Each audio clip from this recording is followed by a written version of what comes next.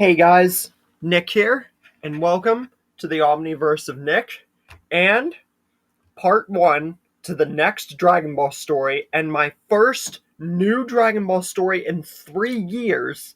What if Goku's heart virus turned him into a zombie? Now, before we get into today's episode, be sure to smash the like button, subscribe to the Omniverse of Nick, and don't forget to acknowledge and support the future of the Omniverse by checking out the Discord, Patreon, both Google Docs on the homepage, as well as commenting future requests and expectations for this year and in the future down in the comments below. With all that said, let's get started. So, this is What If Goku's Heart Virus Turned Him Into a Zombie, and my next new Dragon Ball project in 3 years, since all the other ones before that were pre-made. I mean, all my projects are pre-made, but these were old. That Frieza one and then the canceled Sidemen one were it. So this is brand new, and you guys are going to absolutely love this story. So, for those who don't know, this was direct, basically, inspiration from Smugstick. Now, I don't really prefer the dude, but this idea took me by surprise for when I did appreciate some of his stuff. The ideas I like, not so much his way of saying them and doing them. You know, everybody has an opinion, but that's not the point.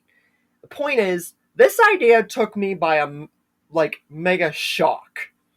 What if Goku's heart virus turned him into a zombie? He made it a 1-episode Halloween special, and it basically was the history of Trunks' timeline and Goku's heart virus, basically making a zombie apocalypse in Dragon Ball. But mine, it's going to be way different. And honestly, I wouldn't be surprised if Smugstick checked this out himself. But hey, that's up to him and whoever else to decide that in the future, or myself to tell him to check it out. But anyways, that's all beside the point. Let's get the recap started.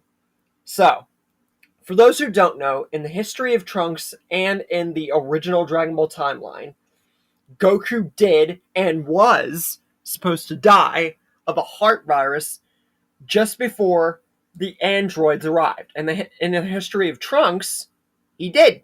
He did die. And also in Cell's timeline, and, you know, the list goes on and on.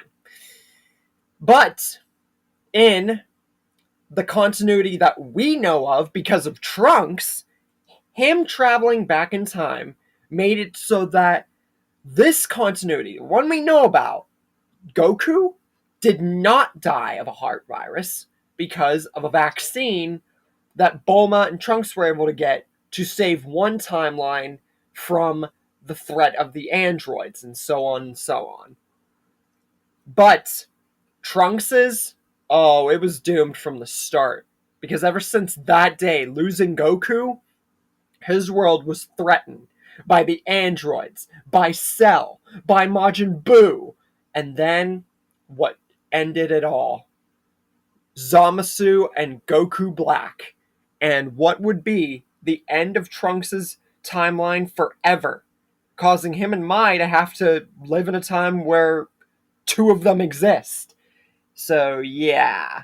Kind of would have been better if they stayed, honestly. But, again, beside the point. And that brings us to the question, what if Goku's heart virus was different? Now, before we get into that, I did this in one of my Vegeta stories where I did Goku just gets the heart virus because it's Earthborn. But I'm just going to say this right now. That was not because that's actually what happened. That was just for me to sucker into the Dragon Ball community's lackluster way of approaching the heart virus. Because it's not Earthborn, people. Let's talk about that for a second before we get started. Goku's heart virus is from Yardrat. I don't care what Carthu Dojo says. I don't care what the whole Dragon Ball continuity says. They say the Walking Dead continuity, that Troy was blowing up everything before Rick woke up. I proved that wrong, and I'm going to prove this wrong also.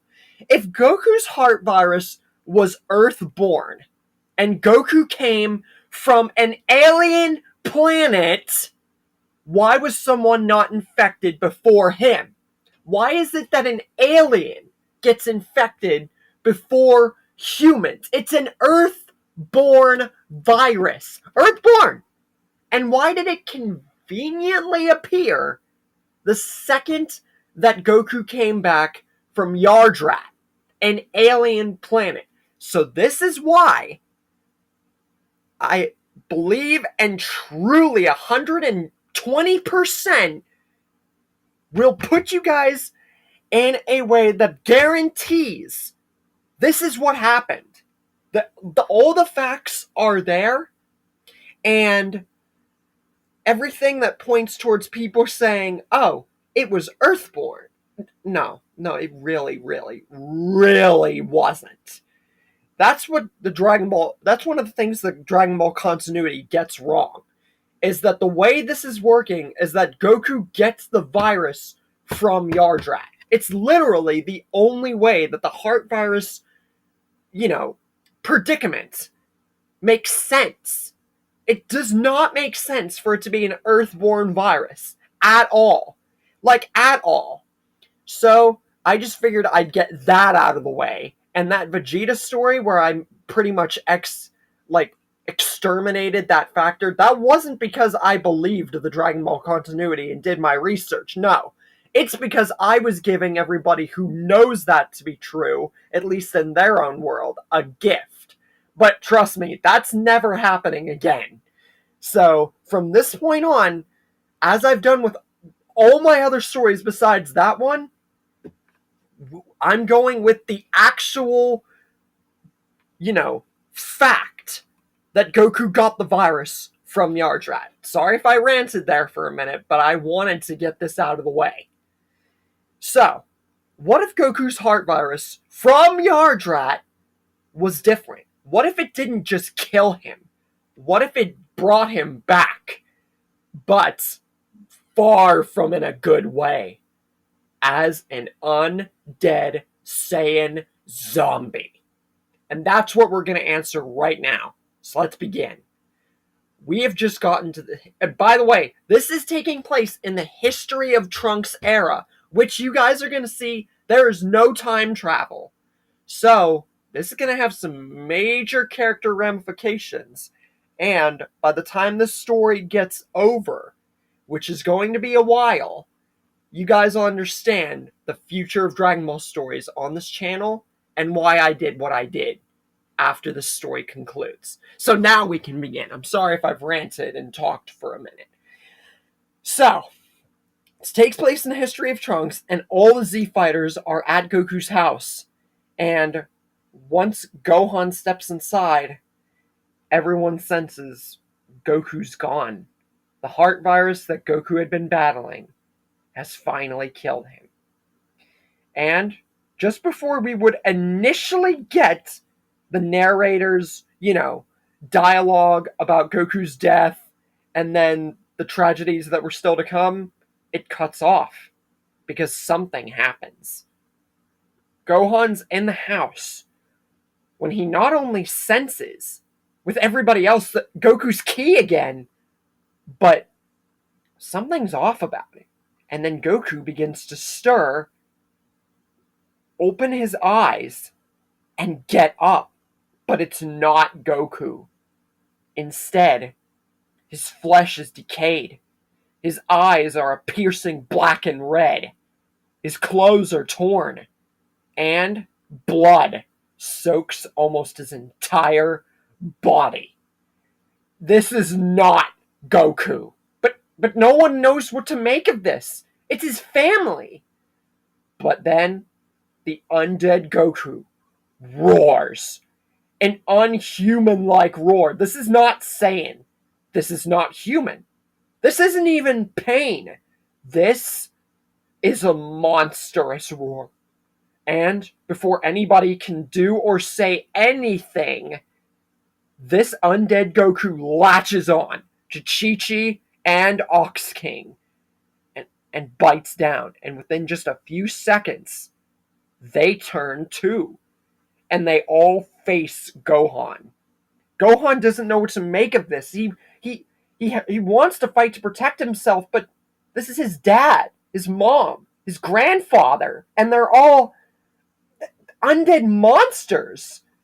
Like, he doesn't know what to make of this. Piccolo, with everybody else, had sensed the commotion and sensed the key and the maliciousness. Piccolo's the first one to burst through the entrance, completely destroying the doorway, and stares inside to see what was going on. And he is terrified at what he sees. This is not Goku, Ox King, and Chi-Chi. Something's wrong. And it must have something to do with that heart virus. But Piccolo says, Gohan, get back. Get with the others. They don't know what they're dealing with yet. Piccolo will handle this. And yet he's going to restrain them and figure out what to do. Gohan, do not go near them. Don't touch them. Something might happen to you too. We need you alive. So Piccolo fights all three. And he manages to blast and knock down the zombie Chi-Chi and Ox King. But zombie Goku evades and perseveres through the blasts, and then jumps down and latches his teeth on to Piccolo's arm. But if you guys remember from the filler Garlic Jr. arc, zombie and vampire and Blackwater mist effects don't work on Piccolo. So that would work here for a zombie bite. I'm just spoiling that right now. But Piccolo doesn't know that, because this is way different than the Blackwater mist. Even though I'm not saying they dealt with that, because Garlic Jr., I'm not making him canon. Not in this story. That's for his own what-ifs. But I'm just saying, Piccolo doesn't know whether to, this will hurt him or not. And to be extra cautious, he rips off his arm and regenerates it, and then powers a special beam cannon and fires it right at zombie Goku. And it pierces almost the entire house. Zombie Goku is on the ground. It seems like he's not moving, and that he's actually, almost dead. It pierced literally right through him. And with that, all the Z fighters have to think about what just happened. They just had to see Goku die, and then come back, bite down on Chi-Chi and Ox King. They turn into these undead creatures, and then they just had to kill all three of them. Goku twice, and they didn't even kill him the first time. It was sad enough watching him die in bed. Now they had to actually kill him as some kind of undead creature? And Vegeta and Piccolo are the most perturbed and concerned by this, especially since Goku bit down on Piccolo. But Piccolo says the effects must not have worked on him, because Chi-Chi and Ox King, they turned within a few seconds. But Piccolo, he should have turned right before he ripped off his own arm and regenerated it back. So clearly, the infection must not work on him. And they all agree, everybody agrees, this must have something to do with the heart virus. And they gotta talk to Bulma or something about this, or the Dragon Balls, and see what, or Kami or something, and figure out what just happened. And before they all can do that, though, Chaozu is killed by a furious yellow energy blast. And then Chi-Chi jumps out from the house and latches on to Krillin, who turns into an undead zombie. And then Ox King jumps out of the house and latches on and bites into Yamcha, who turns into a zombie. And the blast is from Super Saiyan zombie Goku, because the zombie virus, we never saw how it worked in the Dragon Ball universe. So how smart the zombies would be, the fact that this virus is from Yardrat, all of that points toward the zombies being not only more resilient, because also they weren't hit in the head, but smarter and stronger. So, Zombie Goku turning Super Saiyan? That is not far-fetched to think about, if you really think about it. Plus, this is a what if, so anything could happen. Piccolo powers up furiously, and he yells to everybody to get out of here right now. This is far worse than they thought of. Go find Bulma, go find the Dragon Balls, Kami, whatever. Find out how to stop this. Piccolo will stall them for as long as he can. But Vegeta says he's not going anywhere. And if the Namekian's staying, he's staying too. And he shouts to Piccolo that Kakarot was his opponent, and to lose him was one thing. But for him to come back as an undead creature, Vegeta will not have that. And if he can't defeat the real Kakarot, he's going to defeat this undead creature with this undead Super Saiyan. Vegeta's not running away from a fight. He's not going to allow these creatures the opportunity to infect him. And like he said, if the Namekian's staying, he's staying too. He's the Prince of Saiyans. So, with that said, Piccolo and Vegeta power up with all their might against Zombie Goku, Krillin, Yamcha, Oxane, Chi-Chi to fight against them and stall as everybody else figures out what to do. Meanwhile, Bulma, with the baby in hand, baby Trunks, because she was at the house too, remember? I forgot to mention that. I mean, you guys probably know that if you watched History of Trunks. Call that a small mishap. With Tien and Gohan arrive at Kami's lookout to discuss what has happened and figure out what to do and get the Dragon Balls. And Kami says they gotta figure out what to do, because he fears that even if Piccolo can't be infected, him and Vegeta will not last long against this new threat. And this is far worse than any of them could have realized. But can Piccolo and Vegeta really hold out? And if they do, what will happen to Goku, Chi-Chi, and everybody else who's infected? How did this heart virus from Yardred cause them to turn into undead creatures? And will the androids or any threat even be a threat? Or will they either be a cakewalk or their next best ally? Find out in part 2.